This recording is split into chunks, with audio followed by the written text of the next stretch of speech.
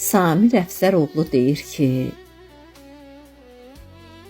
əsdi ömrüm bağçasında küləklər,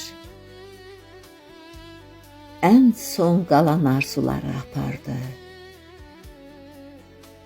İllər ötdü, payız gəldi ömrümə, gəncliyimin baharını qopardı. Hardan gəldi, hara getdi görəsən, illərimi qonaqlaya bilmədim. Başım elə qarışdı ki özümə, gəncliyimi qucaqlaya bilmədim.